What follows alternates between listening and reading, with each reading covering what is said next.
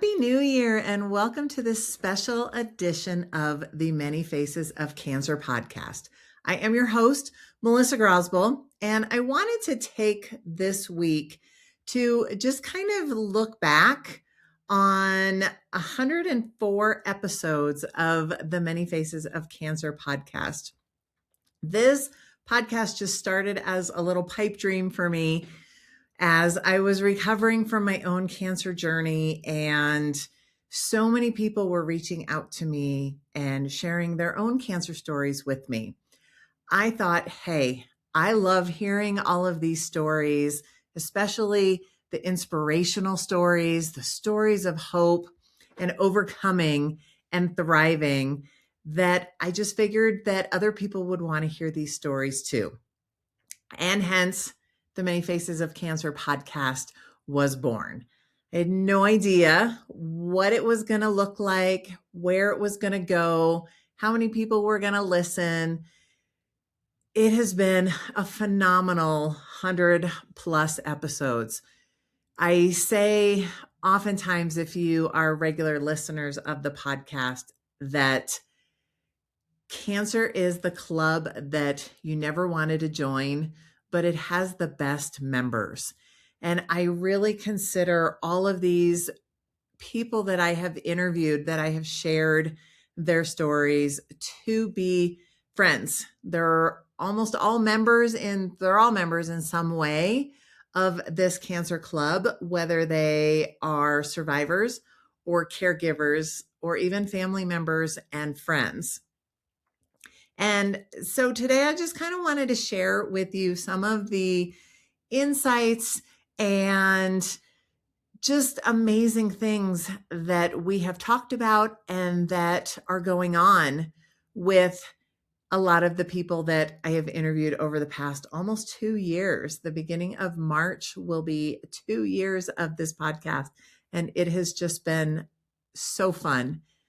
The people, again, that I have met, that I now consider my friends, are just all incredibly amazing people. I hope that if you are regular listeners of this show, that you kind of feel that way as well. Now, in the 104 episodes that we have done, several of them have been solo episodes. I've kind of backed off a little bit on the solo episodes this past year, and really wanted to share other people's stories. I didn't think you wanted to hear just me spewing out stuff as much as the stories of other people who are in the process of going through or have survived and thrived after cancer. We have, in this 2 years, addressed and talked with people who've experienced 25 different cancers, and we have more coming up in this new year. I don't know if we'll get all of them. There are some that are so rare that we probably won't ever get to hear about necessarily, but you never know.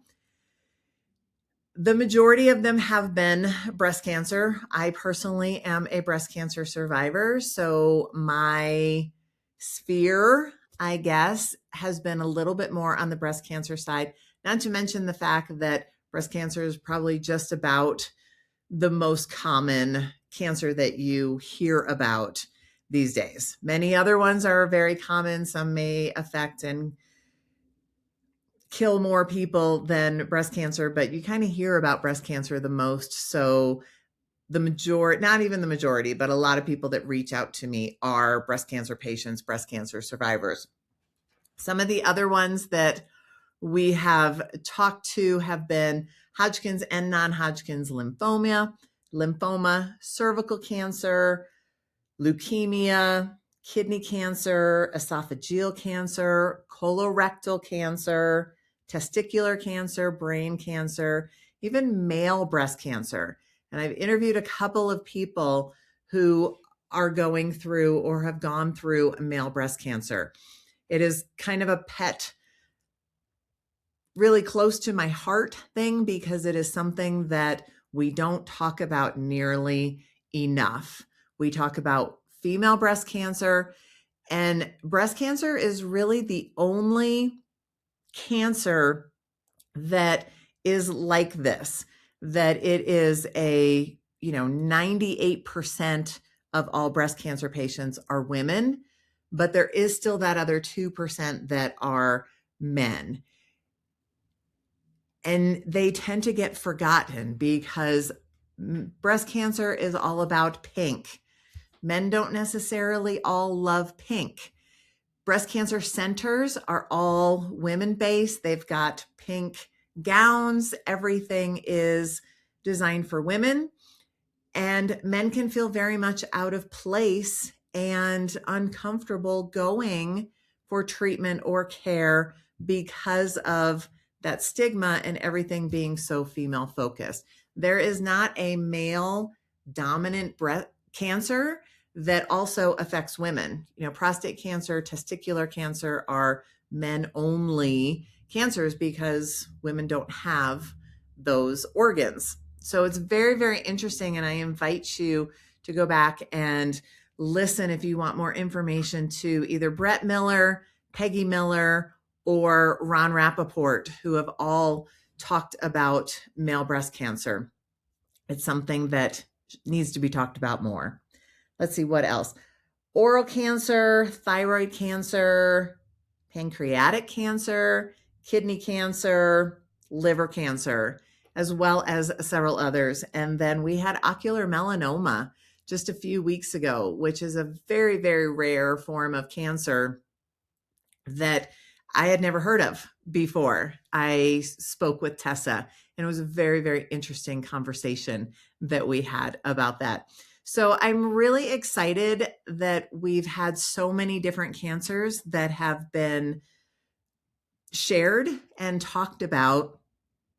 And so hopefully if you are experiencing cancer, if you have gone through cancer and have felt at all alone, like you're the only one, that at least one of these episodes can speak to you and maybe help you feel a little less alone. I want to talk about as many different cancers as I can, just for that purpose, almost more than anything else. We have also talked to several caregivers, which has been a lot of fun to kind of get the other side and really see what it's like to take care of someone going through cancer. I have these people on for two reasons. One, I want people to understand the caregiving side because it is so vital. These people are the unsung heroes. They are there 100%. And it's a really, really hard job to do, to be a full-time caregiver, even a part-time caregiver for someone going through cancer. There's so much demand on their time. And it's just really, really, really hard. And the other piece, the reason that I like to share caregiver stories is for the people out there who are going through cancer, because you might not get a full grasp of what your caregivers are going through because they're all about you. And caregivers need self-care. They need to be able to take care of themselves so they have the energy to be able to take care of the people in their lives that are going through this. So I wanted to shed light on both sides of that. So those caregiver stories are speaking to the caregivers who are out there listening, and also the cancer patients out there who are listening, to just give you a little bit more of an idea of what these people, what these caregivers go through on their own end. So I want to get more caregivers on this coming year because their stories are just incredible. I have said a couple of times on the show, and I will say it over and over again, I don't know how I would do as a caregiver. I think being the patient for me, and it's because I've gone through it, it almost seems easier. You have a little bit more control, at least over your own body, over your own health. As a caregiver, you just are kind of helpless and just sitting there and doing whatever you can. But in the end, you have no control over anything other than, schedules and getting people to where they need to be, when they need to be and stuff. But as far as the health and the progress of the cancer or disease, you're just completely helpless.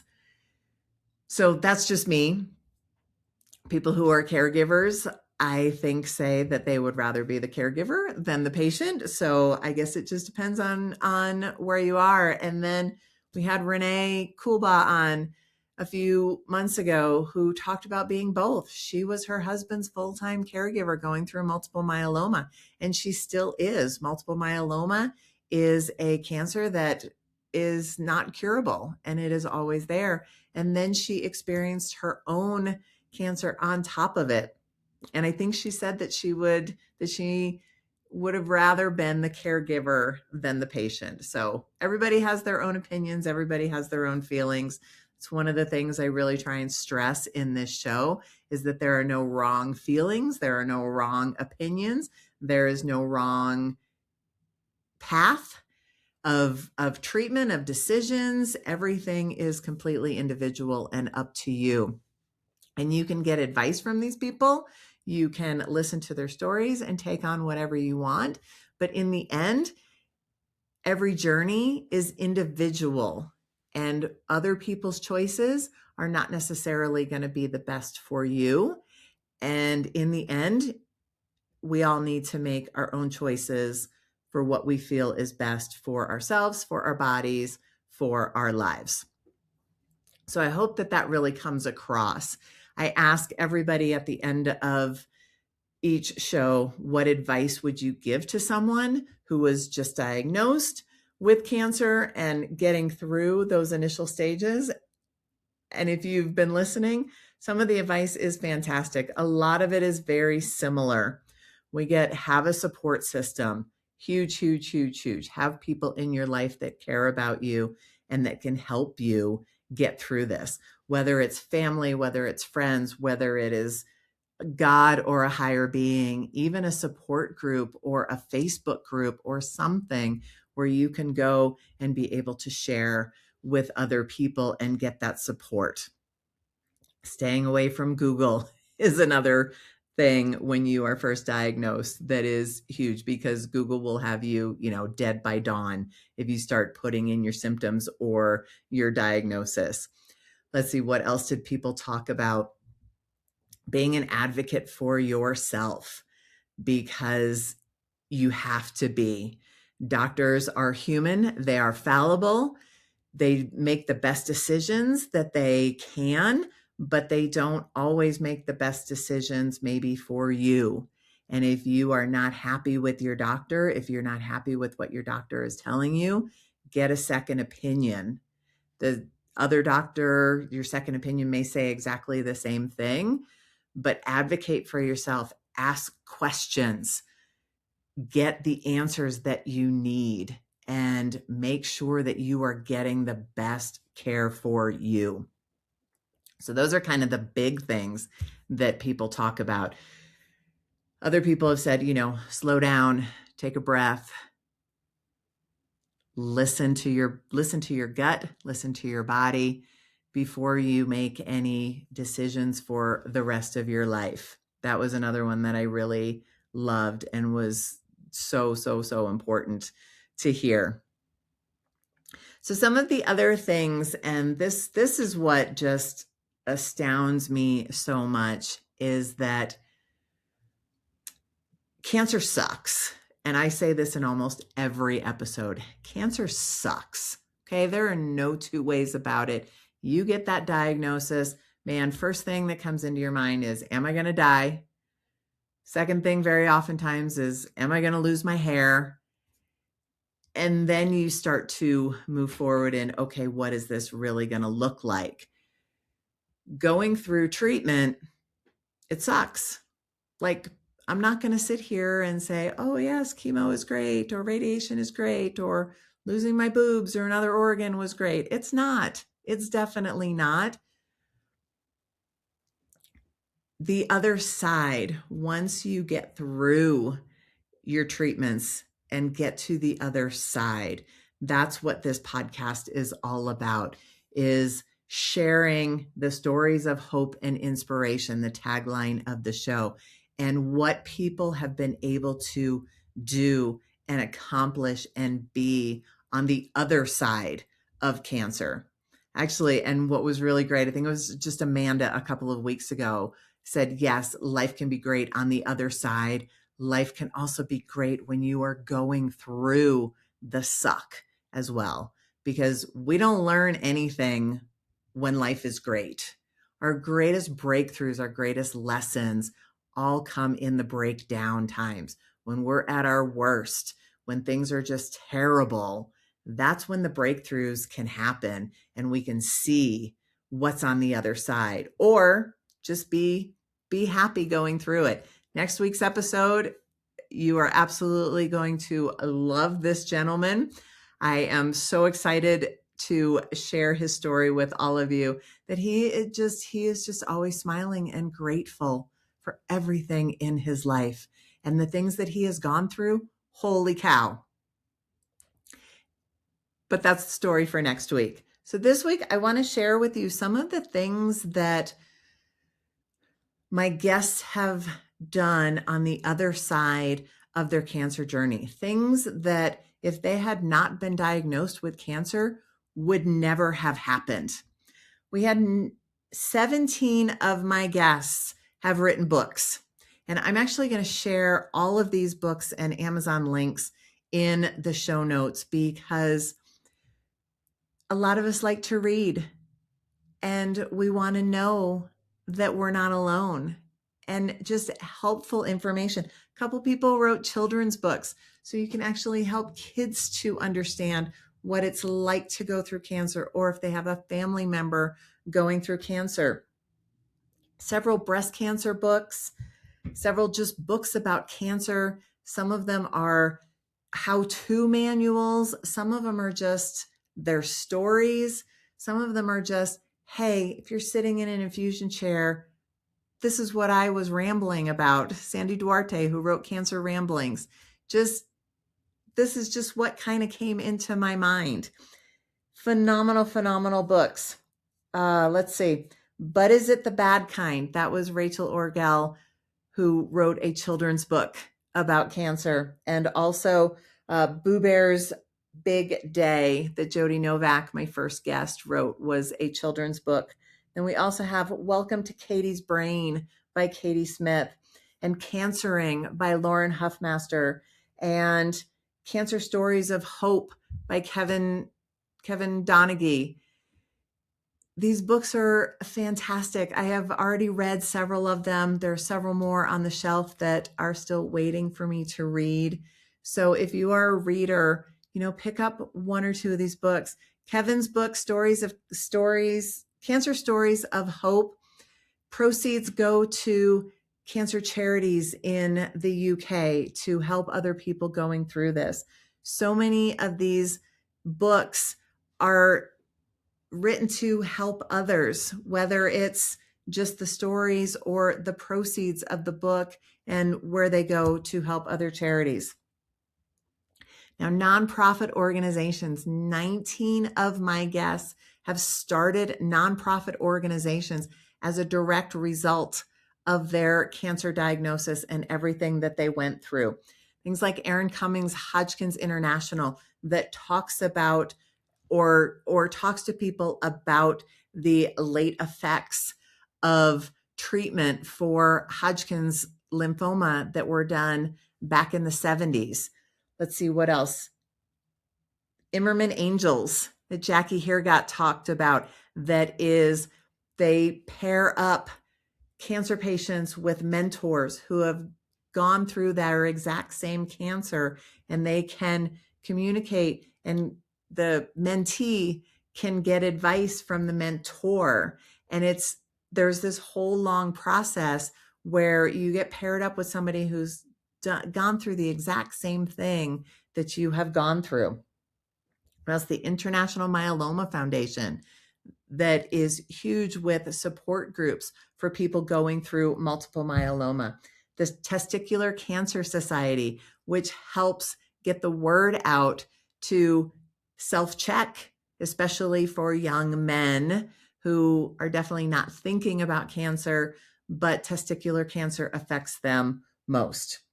The Becky Baker Foundation by Rick Baker, who gives away products and things to breast cancer survivors and people going through treatment who may not have any family members or any other help. Twist Out Cancer, which is an art piece that goes along with, people going through cancer and being able to do art therapy. And Sights and Insights, that is an organization here in Colorado that it's not art therapy, but it is art as a way of healing through art. And then, of course, my favorite is Epic Experience. I've talked about Epic Experience many times. I've also been very, very, very fortunate and blessed to have been asked, and I am now a member of the board of directors of Epic Experience. Epic Experience is an organization here in Colorado that does adventure camps for cancer survivors. They're week-long camps that are completely free of charge, where you just get to get out and experience life and have fun and play and be with other people who are also cancer survivors. They are also working to it's called Thrive VR, which are VR glasses that they are working to get into hospitals and infusion centers. So if you can't go horseback riding, you can sit in your infusion chair with these VR goggles on and virtually be on a horse and go riding through the mountains of Colorado. They're such an amazing organization, and I am so excited to be a part of the organization and helping them out even more. So check out epicexperience.org. That is my little plug for that organization. But several others, the Orlandis Foundation, Adventure Found, the Prostate Network, Male Breast Cancer Happens, the Crown and Glory Project, Survive and Thrive, the Booby Trap Foundation, and several others as well. And I'm going to link all of those in the show notes as well, because there's some just incredible organizations that never would have happened if somebody had not gotten a cancer diagnosis. We also have 5 of my guests have their own podcast as well. I was very fortunate to be on Tony Williams' Eagles Don't Quack podcast. So if you want to hear more about my story, not just my cancer story, but a lot my life story, I did an episode with him that you can find on YouTube, which was a lot of fun. That's a Wrap with Ron Rappaport, Adventures with Scars, Lauren Huffmaster's podcast, Positively Altered, and Investment of Self Type C with Kathy Washburn. I was a guest on her podcast as well, and that was a ton of fun. We had a great time also. So these are just some of the amazing things that have happened in the last almost 2 years, 104 episodes. This will be episode 105. And I am so grateful to every single one of you who has tuned in for one episode or all of the episodes or anywhere in between. You guys are why I do this. And I just want to get this out to more people. So I am asking of every one of you to please share this podcast with someone that you know that might be going through cancer and are feeling alone and overwhelmed and not really knowing where to turn. They can always find, hopefully, an episode or someone that I've interviewed that can speak to them. Even if it's not necessarily the same cancer, we all, as cancer patients, cancer survivors, go through a similar situation. Again, it's the club that none of us wanted to join, but it kind of unites us all in this really weird way, which I never really understood until I was diagnosed myself. So growing this podcast, getting more ears listening or watching on YouTube, that's how we can continue bringing you these great stories. So please, I'm asking every one of you to share this episode with someone that you care about. I think pretty much, well, if you're listening to this episode in this podcast, you either have been diagnosed yourself, or you know someone who has been diagnosed, or you are just kind of in that world. So there's somebody out there that can really benefit from hearing some of these stories. And I've got great things coming in the upcoming year, but I want your thoughts. So in addition to sharing this episode or any of the episodes with someone, I want to hear from you. So please just leave in the comments or send me an email. My email is in the show notes. It's Dr. Melissa Grosboll at gmail.com, just my whole name. And let me know what you want to hear. Let me know the types of guests that you want to hear from this year. And if there's anything in particular you would like me to delve deeper into that you feel is kind of lacking so far, I'm here for you guys. This show is for all of you. And I want to make it the best possible podcast that I can for all of you. So please share with me your thoughts. I really want to hear them. And I am excited for an incredible 2026 and maybe making some headway in this loveliness of cancer, and maybe working on getting closer to a cure, or at least some better treatments, and treatments that will help people live a lot longer. You know, cancer is not the death sentence that it once was. And the more people that I talk to, the more I see that. Especially, you know, several of my guests are living with metastatic cancer, with stage 4 cancer, and many of them have been living with it for years. And, you know, 30 years ago, you didn't hear about that. That was like the 1 in a million chance of a full cure, or even being able to continue to live with metastatic cancer. And now people are routinely doing it with the advancements in treatments and medications and immunotherapy and other things that are just helping people to continue to be able to live full lives in the face of this diagnosis. And it's not a death sentence anymore. So that is a big piece of hope and inspiration to hopefully all of us.